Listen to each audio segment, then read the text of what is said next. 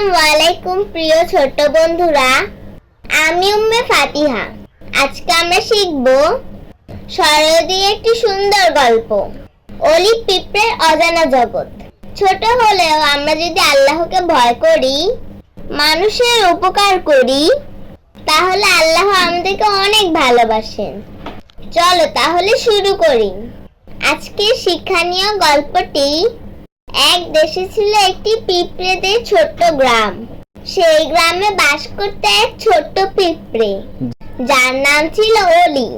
অলি ছিল গরিব, তার এক চোখ ঠিকভাবে দেখা যেত না, আর শরীরটাও দুর্বল ছিল। তবুও সে কখনো অভিযোগ করত না। প্রতিদিন সকালে সে উঠে বলতো, আল্লাহর নামে শুরু করি, আমি আজও পরিশ্রম করব। আল্লাহ দেখেন, আমি চেষ্টাটা যেন না ছাড়ি। অলির চারপাশে পিঁপড়েরা সুন্দর গর্তে বাস করত, শক্তিশালী ছিল, কিন্তু অলিকে তারা ছোট করে দেখত। একদিন তারা বলল, তুই যে চোখে কম দেখিস, ঠিক করেও চলতে পারিস না, তুই কাজ করিস কিভাবে?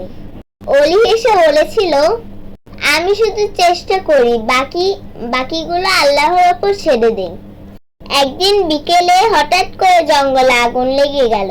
সব পিঁপড়েরা চিৎকার করে দৌড়াদৌড়ি শুরু করলো। গাছপালা পুড়তে লাগলো। পিঁপড়েদের গর্তে ভরে উঠলো ধোঁয়ায়। অলি দূরে বসে খাবার সংগ্রহণ করছিল। হঠাৎ সে দেখলো এক ছোট্ট পিঁপড়ে আগুনের মধ্যে আটকে গেছে। সবাই তাকে ফেলে পালিয়ে গেছে। অলি দৌড়ে গেল। সে ভয় পায়নি। সে পাতার ওপর পানি নিয়ে আগুনের ওপর ঢাললো, বারবার ঢাললো। শেষমেশ আগুন একটু একটু করে পরে বড় এসে দেখলো আগুন নিভে গেছে, আর শিশুটিকে কেউ বাঁচিয়ে এনেছে। এক বুড়ো পিঁপড়ে কাঁদতে কাঁদতে বলল, আজ আমরা যারা বেঁচে আছি, তা এই দুর্বল অলির কারণে।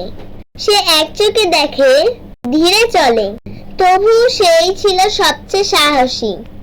সব পিঁপড়েরা ভিড় করলো অলির চারপাশে। যে অলিকে তারা ছোট মনে করত, এখন তাকেই তারা বলছে, তুমি আমাদের বীর, তুমি আমাদের গর্ব। অলি চোখের পানি মুছে শুধু বলল, আমি কোনো পুরস্কার চাই না, আমি শুধু চাই আল্লাহ যেন আমার এই ছোট্ট কাজটি কবুল করে নেন। প্রিয় বন্ধুরা, আজকের গল্পটা শুনে আমরা কি শিখলাম? কাউকে তার গরিবি বা দুর্বলতা দেখে অবহেলা করা ঠিক নয়।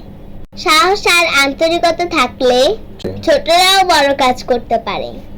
কখনো নিজেকে ছোট ভাবা যাবে না। আল্লাহর কাছে সবচেয়ে প্রিয় সেই যে পরিশ্রম করে আর আল্লাহকে ভয় করে।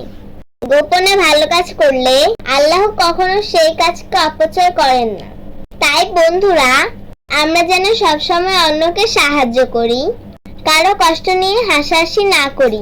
ভালো ভাববে, ভালো থাকবে। আল্লাহ হাফেজ।